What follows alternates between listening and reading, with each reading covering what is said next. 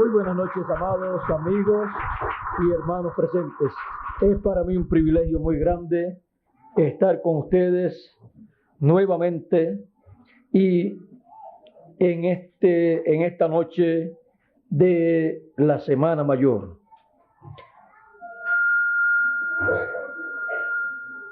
Estábamos escuchando a nuestro amigo y hermano y misionero Miguel Bermúdez Marín hablando de todas las cosas que ocurrieron el Viernes Santo. Y en medio del pueblo hebreo los días comienzan en la tarde, o sea que desde las 6:01 o 1 minuto de ayer comenzó el viernes para el pueblo hebreo y concluyó hoy a las 6 de la tarde. Él enumeró todas las cosas que acontecieron en ese día. Desde la Santa Cena hasta la muerte del Señor Jesús a las 3 de la tarde. Y fue un sinnúmero, un grupo de eventos consecutivos en un lapso de tiempo de 24 horas. En este día, viernes, de 12 a 3 de la tarde, en aquel tiempo en donde Jesús estuvo en la cruz del Calvario, luego de ser condenado por el sumo pontífice y el Sanedrín, y luego Pilato, habiendo dado a Jesús al pueblo, a los soldados para que lo crucificasen, luego fue colocado en la cruz del Calvario. Pero vimos que antes fue azotado, se burlaron de él e hicieron un sinnúmero de cosas.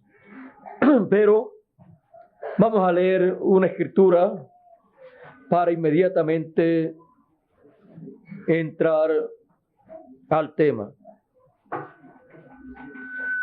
En el capítulo 27 del Evangelio según San Mateo, dice de la siguiente manera: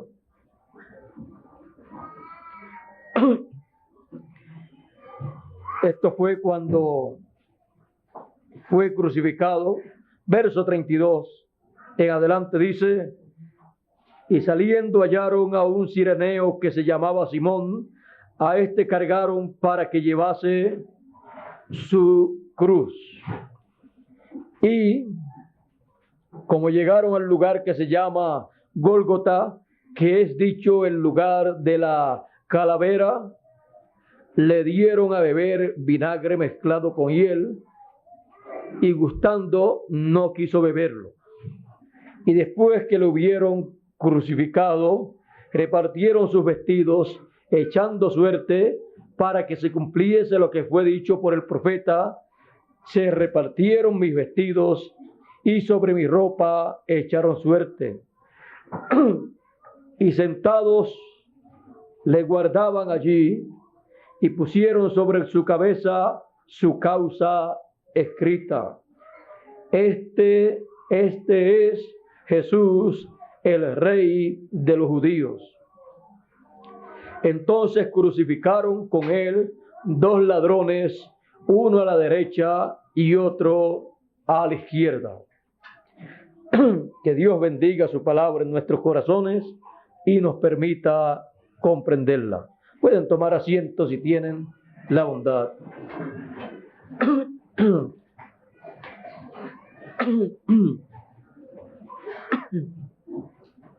Jesús crucificado en la Semana Mayor.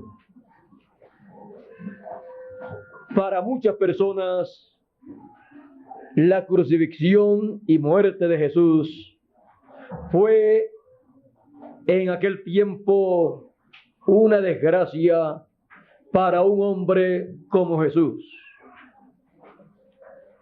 Estaban viendo a Jesús de Nazaret como un hombre que había comenzado a enseñar muy diferente a cómo enseñaba enseñaba el sumo sacerdote, la religión hebrea con el sumo sacerdote y los sacerdotes, demás sacerdotes, y al estar aparentemente él en contra, tuvo problemas con el liderato religioso. No era que Jesús estaba en contra de ellos, sino ellos en contra de Jesús.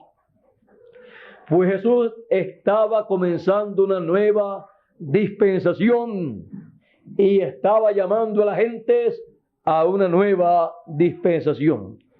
Pero no comprendieron los de la dispensación de la ley que estaba comenzando una nueva dispensación bajo el ministerio de un hombre llamado Jesús de Nazaret, con el ministerio no según el orden levítico, sino según el orden de Melquisedec, que es un orden celestial. Ese es el orden ministerial mesiánico. Ese es el orden de la primera venida y segunda venida del Señor.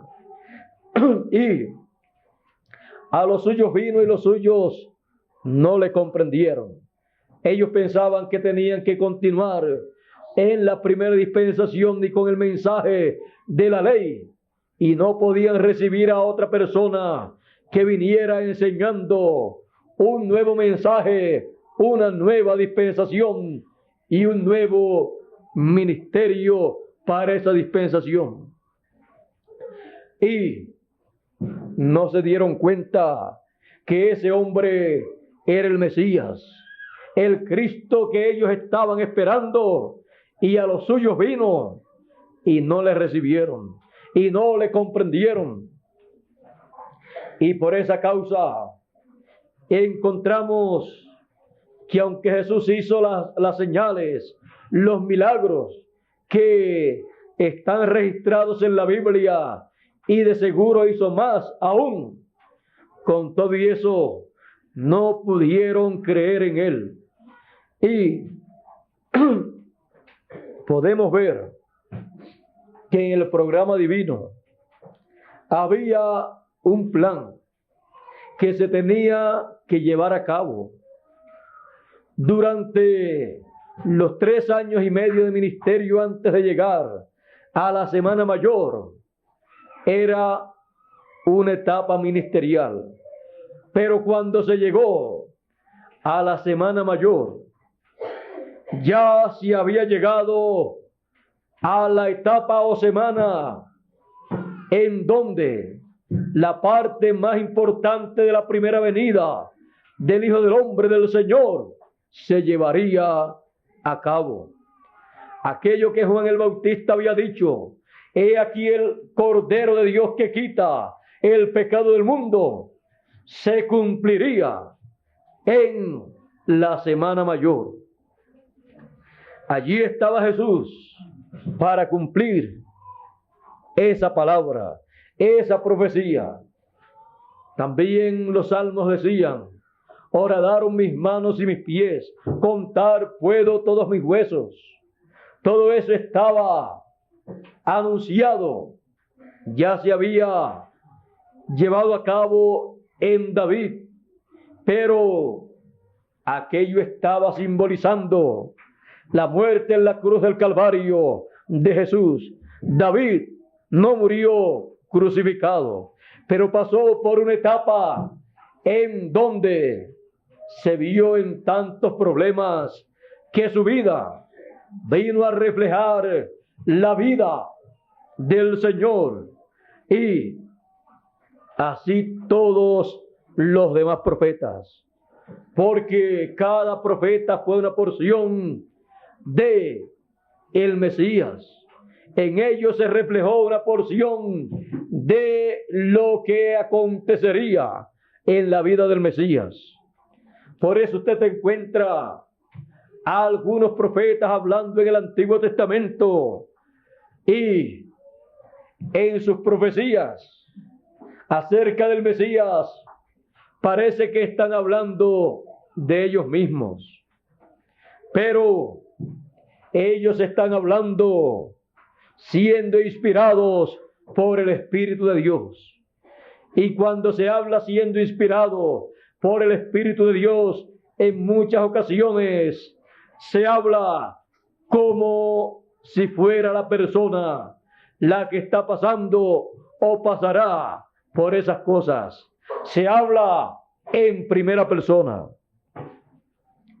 Ahora, la vida de Jesús, de este hombre que nació en esta tierra por creación divina, sin pecado, un hombre eterno, un hombre que podía vivir por toda la eternidad sin ver muerte, porque no tenía pecado. Era nada menos que el Elohim del Antiguo Testamento, el Melquisedec que le había parecido a Abraham. Por eso él decía: antes que Abraham fuera, yo soy. Y él deseó ver mi día, lo vio y se gozó. Amén. Le decían, no tienes 50 años y dices que has visto a Abraham. Lo tildaron de mentiroso, porque no sabían, no conocieron a Jesús de Nazaret como el Melquisedec del Antiguo Testamento, velado en carne humana. En el principio era el Verbo, y el Verbo era con Dios, y el Verbo era Dios, la palabra. Y aquel Verbo se hizo carne y habitó entre nosotros. Melquisedec se hizo carne y habitó entre nosotros. Ese era Emmanuel, que traducido es Dios con nosotros. Porque un niño nos es nacido, hijo nos es dado, y el principado sobre su hombro. Y llamaráse su nombre Admirable, Consejero, Dios fuerte, Padre eterno, Príncipe de paz. Todos estos atributos estaban en Jesús, pero la gente no comprendió. Y ya el profeta Isaías había dicho que no comprenderían, mirarían y no comprenderían, con sus ojos verían y no entenderían, teniendo ojos no veían, y escuchando a Jesús no comprendían. Estaban completamente ciegos. Pero como todas las cosas obran para bien al programa divino,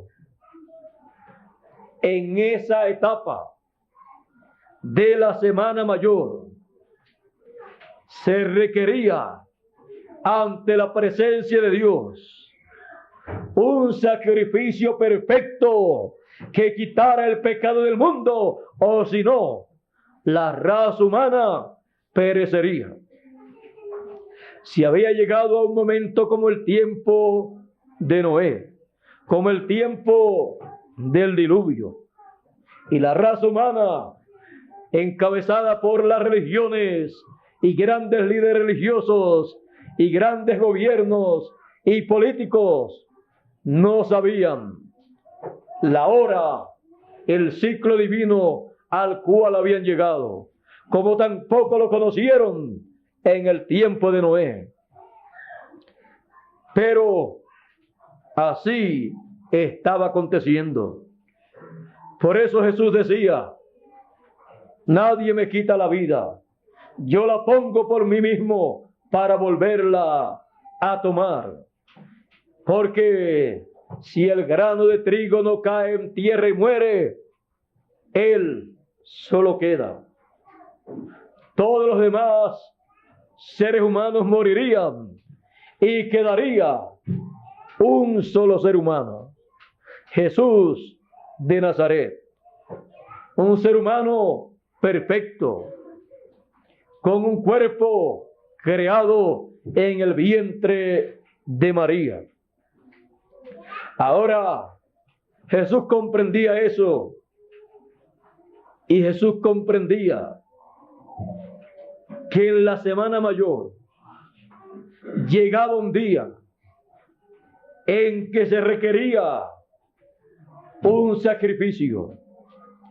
El sacrificio tenía que ser ofrecido ante la presencia de Dios para quitar el pecado del mundo, porque ya para ese tiempo no era suficiente con cubrir el pecado. Solamente el pueblo hebreo era el que tenía el privilegio de, con sus sacrificios, cubrir el pecado de cada persona, pero permanecía en la persona. El resto de los seres humanos no tenían esos sacrificios ordenados por Dios. La raza humana estaba en el momento más peligroso. Por eso Jesús en el Getsemaní entregó su vida. Allí en el Getsemaní, Él dijo: si no puede pasar de mí esta copa sin que yo la tome, sin que yo la beba, hágase conforme a tu voluntad, a como tú quieras. Y allí Él se entregó para el sacrificio, sabiendo lo que le esperaba a Él, pero sabiendo lo que le esperaba a la humanidad si Él no se entregaba como sacrificio vivo ante la presencia de Dios. Él sabía también cuáles serían los beneficios para la raza humana con el sacrificio que Él llevaría a cabo. Así es que Él, ya este viernes de crucifixión, como la tradición acostumbra a señalar que fue el viernes, este viernes santo de la Semana Mayor, se llevaron a cabo todos estos eventos, incluyendo la muerte, la crucifixión del Señor. En la crucifixión del Señor colocaron a cada lado del Señor dos ladrones. Uno de ellos estaba injuriando al Señor, porque también veía que la gente que pasaban lo injuriaban también. Y estando siendo injuriado, uno de los ladrones dijo al otro que no era correcto hacer eso. Ellos estaban allí porque se lo merecían, pero Jesús ningún daño había hecho según este ladrón. Y así se lo dice al otro ladrón y le dice a Jesús: acuérdate de mí cuando vengas en tu reino. Jesús le dice: hoy estarás conmigo en el paraíso. ¿Cómo sabía este hombre que Jesús era el rey de Israel, el cual vendría en su reino, aunque allí estaba muriendo por la raza humana? Este hombre, muriendo allí como un pecador, como un ladrón, sabía más del programa divino que se estaba llevando a cabo en esos momentos, y sabía más acerca de ese hombre que en la cruz del Calvario estaba colocado, llamado Jesús de Nazaret, con un título encima de la cruz que decía: Jesús, Rey de los judíos. Sabía más un ladrón, ese ladrón, que el sumo sacerdote y que todos los ministros, sacerdotes juntos de la religión hebrea. Y por conocer al que estaba en la cruz y pedirle que se acordara de él cuando viniera en su reino, le dijo Jesús: hoy estarás conmigo en el paraíso. En la hora de morir este ladrón, allí estaba Jesús. Al reconocer este ladrón a Jesús como el Rey de Israel, allí recibió la bendición divina. No era asunto de ser religiosos, era asunto de reconocer al Hijo del Hombre en su primera venida, aunque estuviera muriendo como un malhechor aparentemente delante del pueblo, pero era el Mesías prometido, el que había cumplido las promesas mesiánicas en medio del pueblo hebreo, y aún en la situación en que estaba, bajo las circunstancias que le rodeaban, aún así estaba cumpliendo escrituras que no podía cumplir en otra forma sino estando en esa situación. Todo estaba aconteciendo para que se cumpliera la escritura. Las religiones no lo sabían. Más bien decían: confío en Dios, ahora que clame a Dios para que le libre, que baje de la cruz, si es el Mesías, si es el Rey de Israel. Otros decían: veamos a ver si viene Elías, porque él dijo ciertas palabras cuando ya estaba para morir. Dice: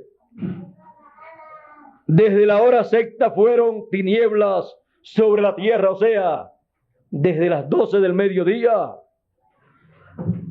hasta la hora nona, o sea, hasta las 3 de la tarde.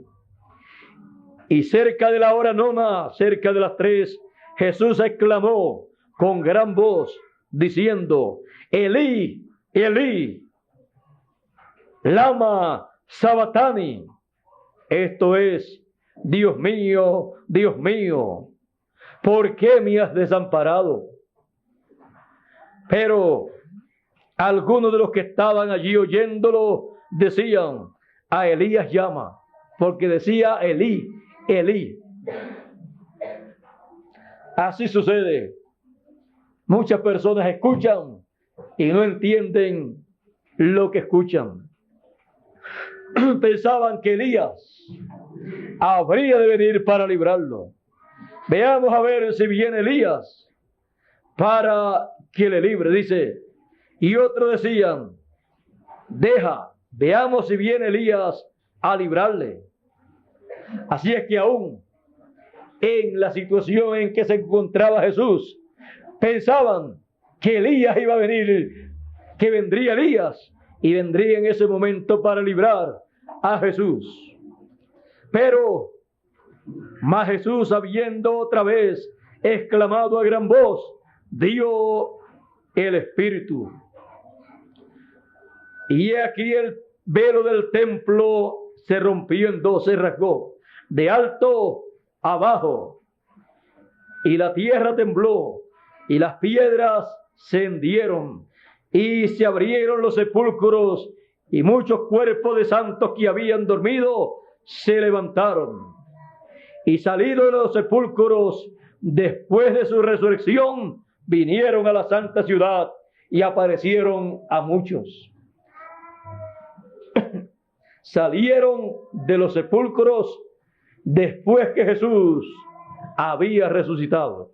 O sea, con la resurrección de Jesús, se levantaron los santos del Antiguo Testamento también.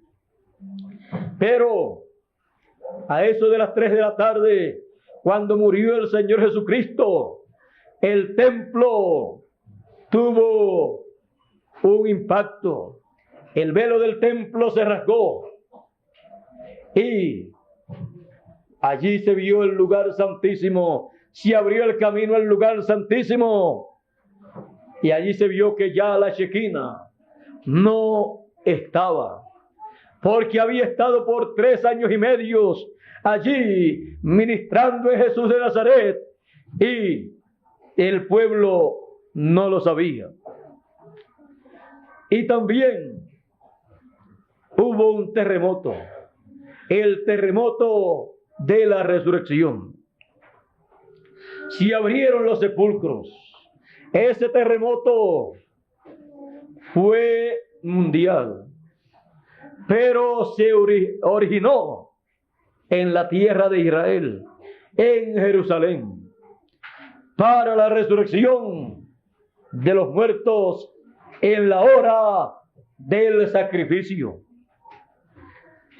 Fue la hora más grande, más sublime, más importante ante la presencia de Dios y para la raza humana. Si en ese momento no muere el Señor, la raza humana tenía que morir. Pero gracias a Dios que en el momento preciso, el Señor Jesús exclamó a gran voz y entregó el Espíritu. Y el sacrificio se hizo perfecto.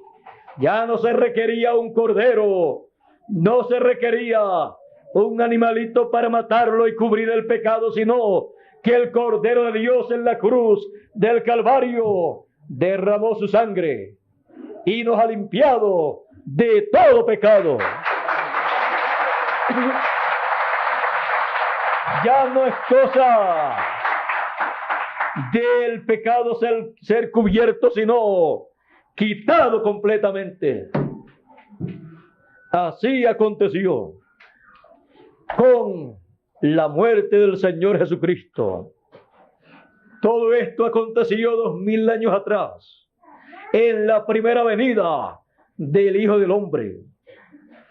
Ahora esto fue tipificado también cuando Moisés hirió la roca para que diera agua para el pueblo.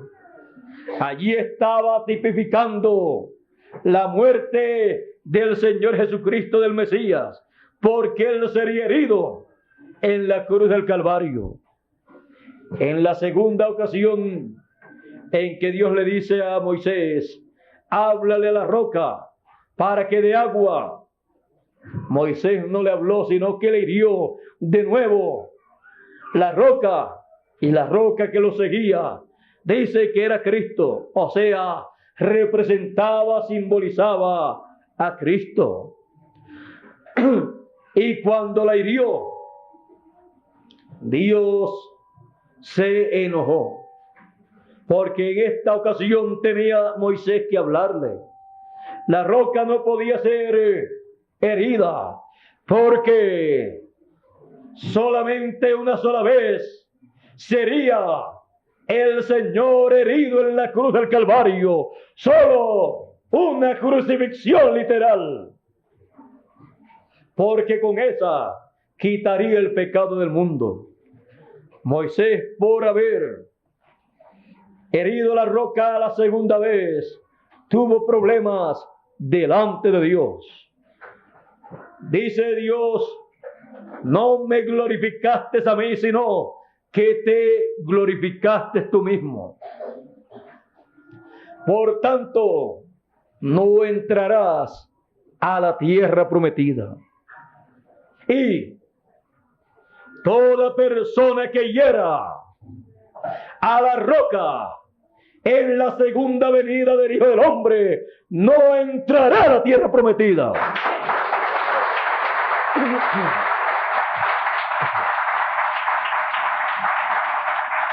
Ahí está hablando que muchas personas van a herir a la roca, la segunda venida del Hijo del Hombre, pero no podrá ser en una cruz literal, con una crucifixión literal, porque ya eso fue para 2000 años atrás.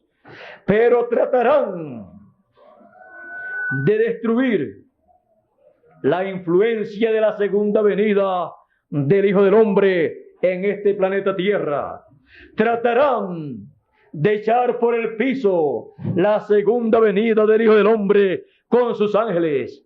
Tratarán de menoscabar, de perseguir y de criticar la segunda venida del Hijo del Hombre.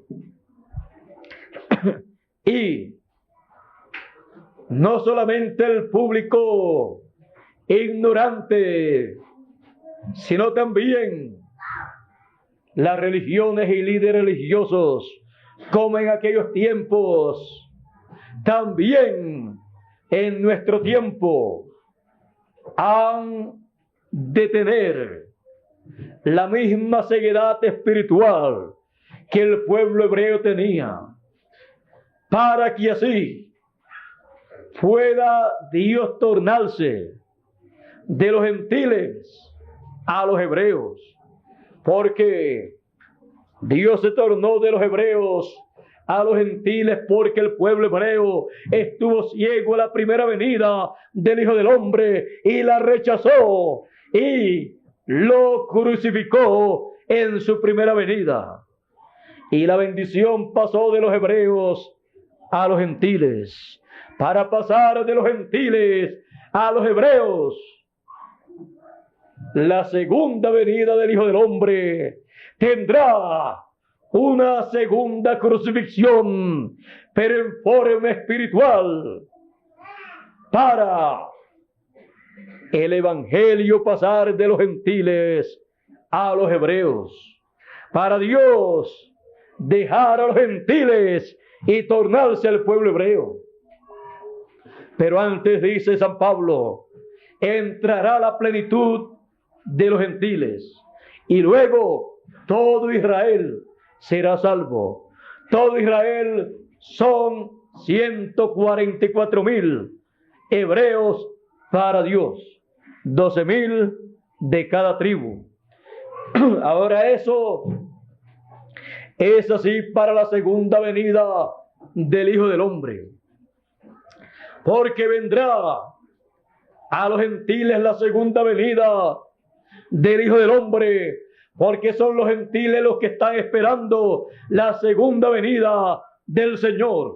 El pueblo hebreo todavía está esperando la primera venida y no sabe que ya aconteció. Pero el pueblo gentil, el reino de los gentiles, con sus grupos políticos, sociales, religiosos y demás grupos, estarán ciegos a la segunda venida del Hijo del Hombre con sus ángeles. Pero dice la Escritura, y el Hijo del Hombre enviará a sus ángeles con gran voz de trompeta y juntarán a todos los escogidos. Esa es la única esperanza que hay para el ser humano, poder ver la segunda venida del Hijo del Hombre, escuchar la gran voz de trompeta para ser llamado y recogido, y ver y recibir la segunda venida del Hijo del Hombre con sus ángeles. No hay otra forma para recibir y ver la segunda venida del Hijo del Hombre, que viene con sus ángeles para llamar y recoger a todos los escogidos y para tener el ministerio en medio de los gentiles de la predicación del día de venganza del Dios nuestro para el reino de los gentiles, y de la gran voz de trompeta para los escogidos, para así llamar y recoger a todos los escogidos y prepararlos para la transformación de sus cuerpos a los que están vivos y la resurrección de los muertos a los que partieron en el pasado. Ese es el programa divino para este tiempo final. En la Semana Mayor. Estamos viviendo en la Semana Mayor actualizada. Estamos viviendo en el tiempo en que habrá una segunda crucifixión, no literal, sino espiritual. Y todas aquellas cosas que acontecieron en la primera crucifixión vendrán a ser tipo y figura de las cosas que acontecerán en la segunda crucifixión, en la venida del Hijo del Hombre con sus ángeles. Así, en la Semana Mayor actualizada, estará aconteciendo para que se cumpla la parte más importante del programa divino que dará lugar a la resurrección de los muertos y la transformación de los vivos. Será para que se lleve a cabo la obra de la venida del Señor como león de la tribu de Judá, como rey de reyes y señor de señores, reclamando toda su propiedad que con su sangre redimió 2000 años atrás. Recuerden que en la primera crucifixión tenía que llevarse a cabo un programa que estaba escondido de la vista de los ojos, de la mente, del entendimiento de la gente de aquel tiempo, de los religiosos de aquel tiempo.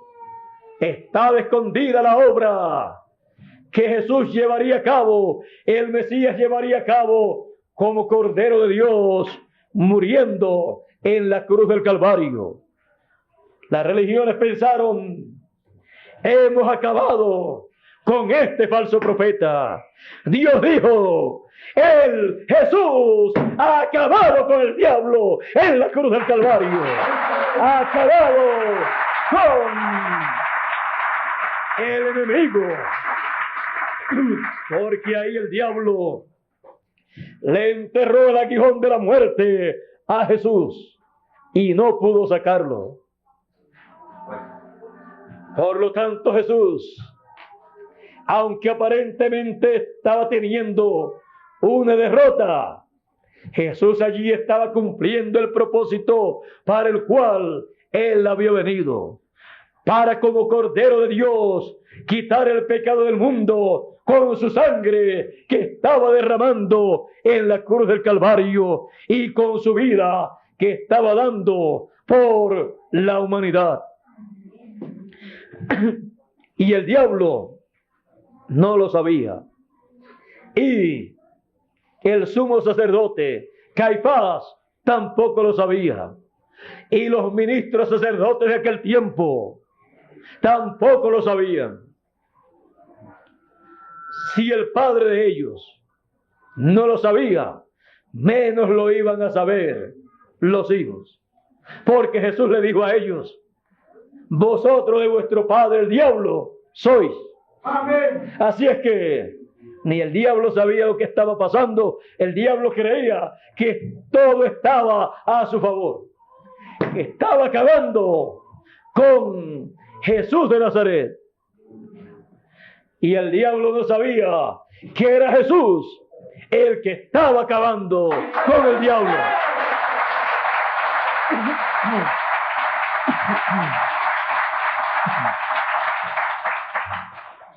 El plan, programa secreto que Jesús estaba llevando a cabo allí en la cruz del Calvario, solamente Jesús lo conocía. Y a ese plan, a ese programa, fue que en el Getsemaní Él se entregó y dijo: si no puede pasar esta copa sin que yo la tome, sin que yo la beba, pues hágase conforme a tu voluntad. Allí en la cruz del Calvario estaba tomando, bebiendo la copa de la muerte para bendición de los hijos de Dios. Ahora hemos visto que murió. La tierra se estremeció. Un terremoto. Los muertos resucitaron, pero permanecieron en su lugar hasta el otro día en que Jesús se levantó y se levantaron con él, de lo cual hablaremos el próximo domingo. O sea, esperaron hasta el domingo, no al otro día, sino esperaron el viernes con el terremoto, resucitaron, pero se levantaron con el Señor el día domingo. Ahora, sus cuerpos ya estaban allí, listos para recibir el alma de los santos que estaban en el paraíso, que vendrían con Jesús de Nazaret. Ya el cuerpo estaba allí listo, esperando por ellos.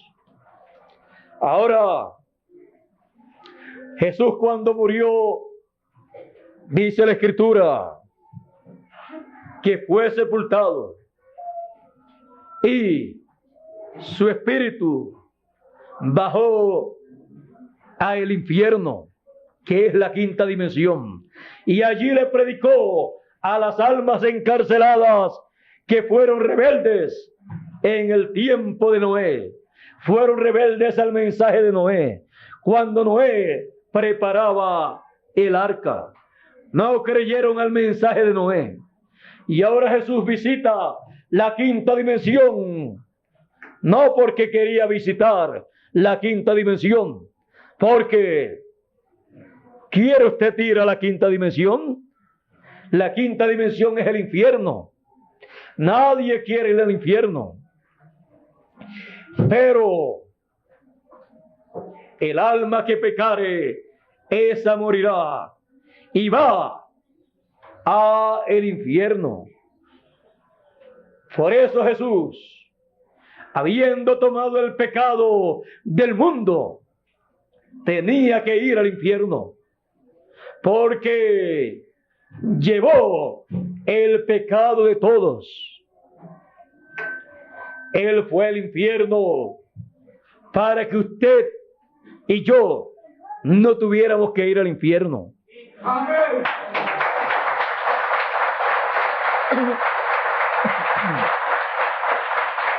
El que entraba al infierno no podía salir. Jesús entró y allí tuvo una batalla. Él dio testimonio a aquellas personas que allí estaban.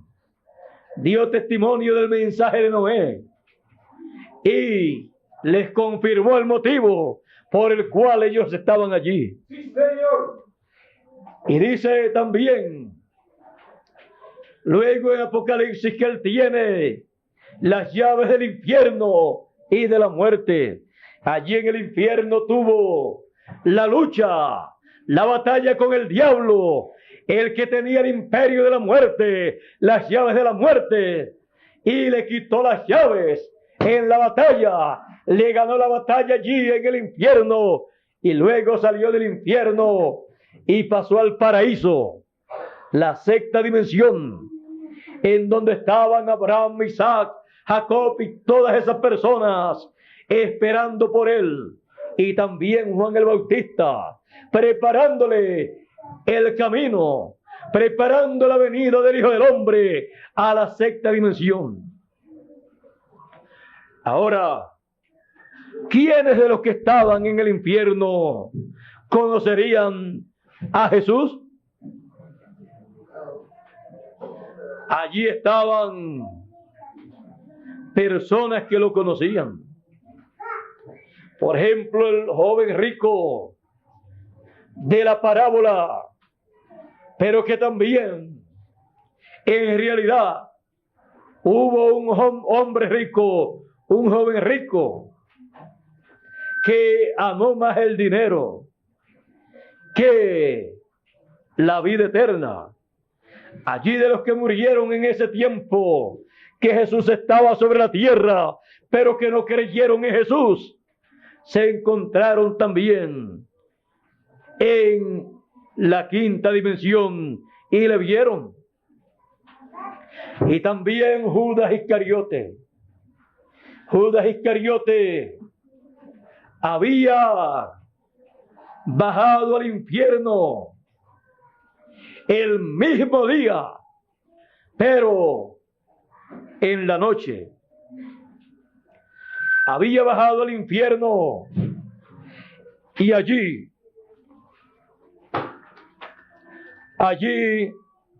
se encontró con Jesús. Veamos si fue en la noche o si fue en la mañana.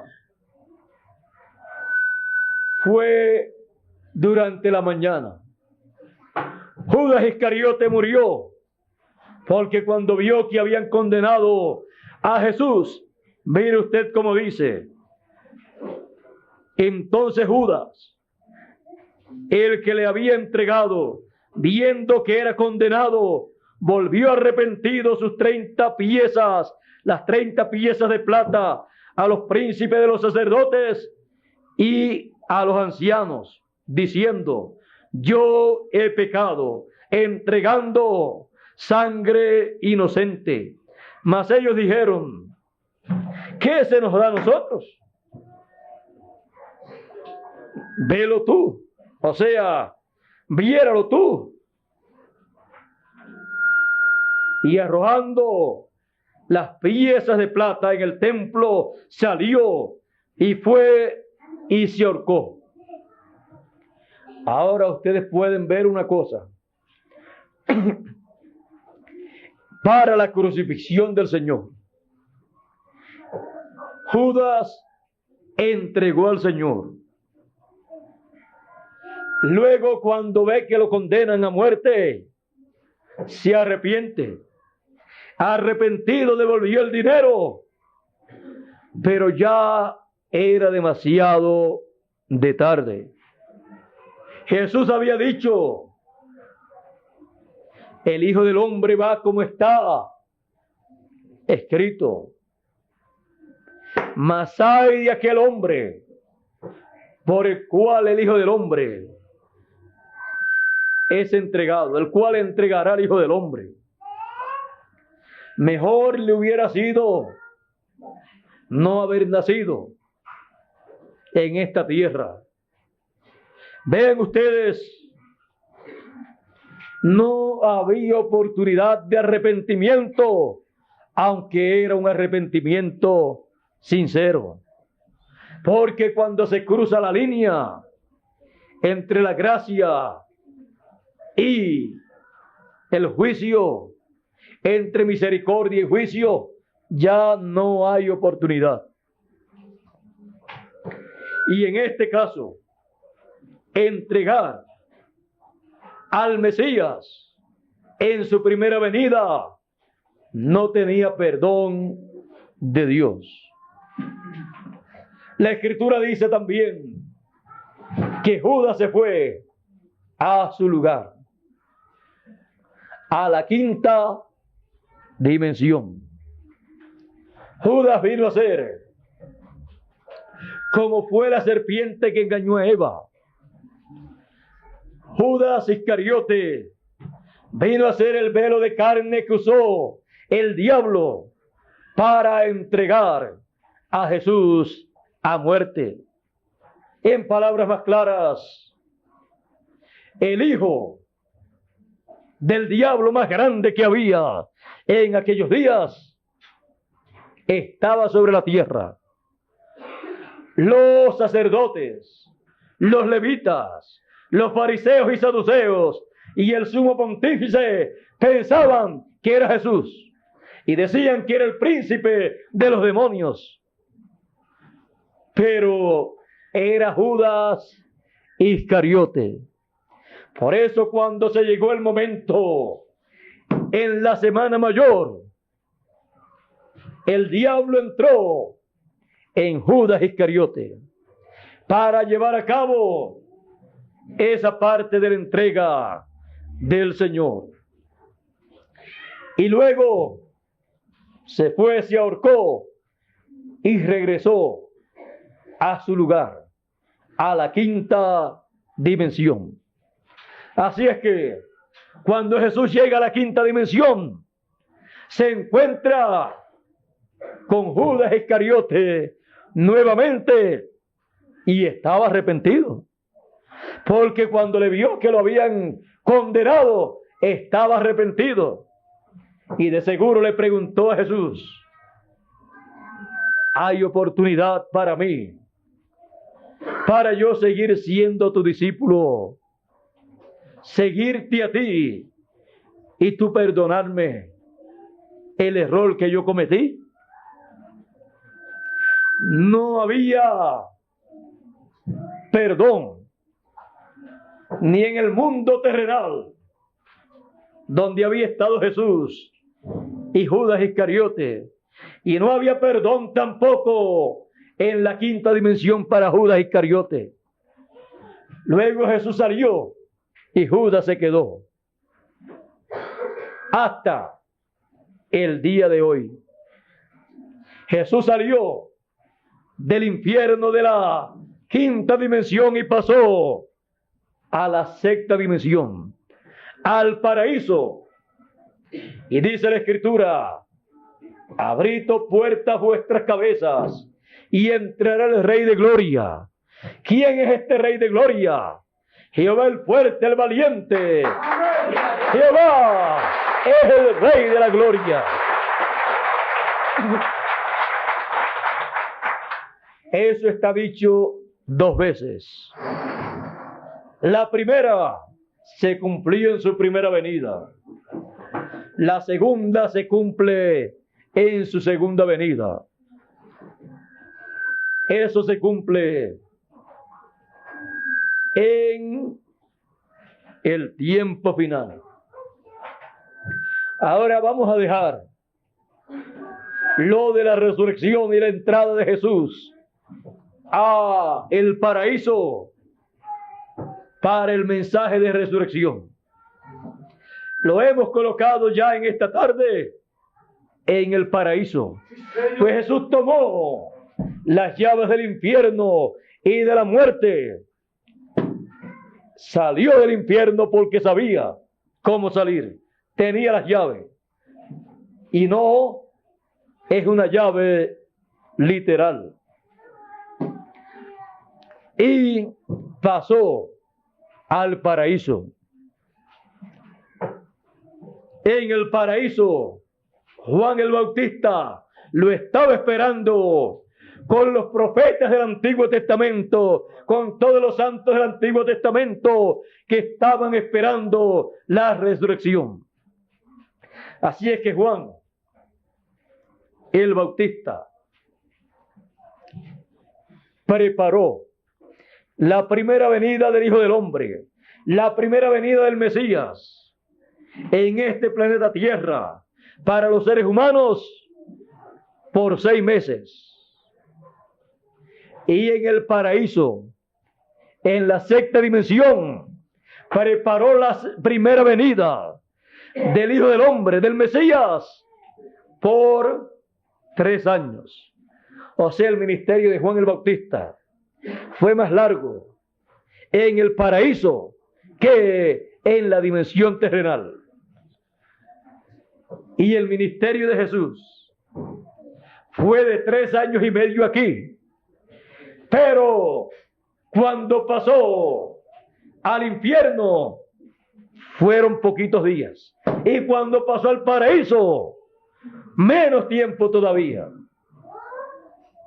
Porque él pasaría por el paraíso a buscar a los santos del Antiguo Testamento, porque el sacrificio había sido hecho perfecto y ya el pecado que ellos tenían cubierto ya había sido borrado con la sangre del Señor derramada en la cruz del Calvario.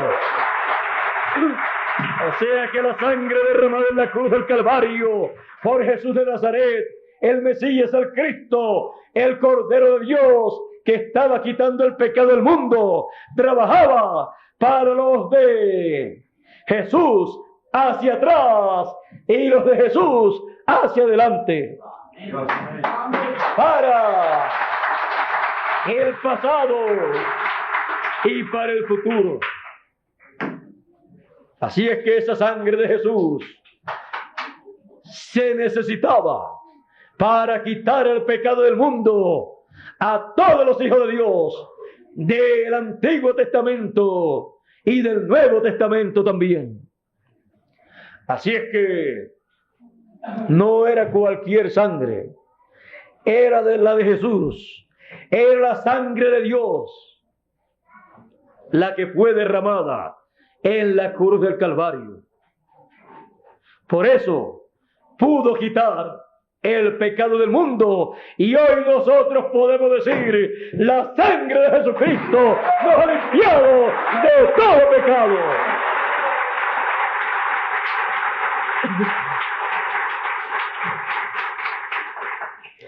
Jesús crucificado en la Semana Mayor. Dios les bendiga, Dios les guarde. Muchas gracias por vuestra amable atención y pasen todos muy buenas noches. Dejo con ustedes al misionero Miguel Bermúdez Marín en esta noche para concluir nuestra parte. Será hasta la próxima ocasión, la cual espero no sea muy tarde, no esté muy lejos esa próxima ocasión. Dios les bendiga y Dios les guarde.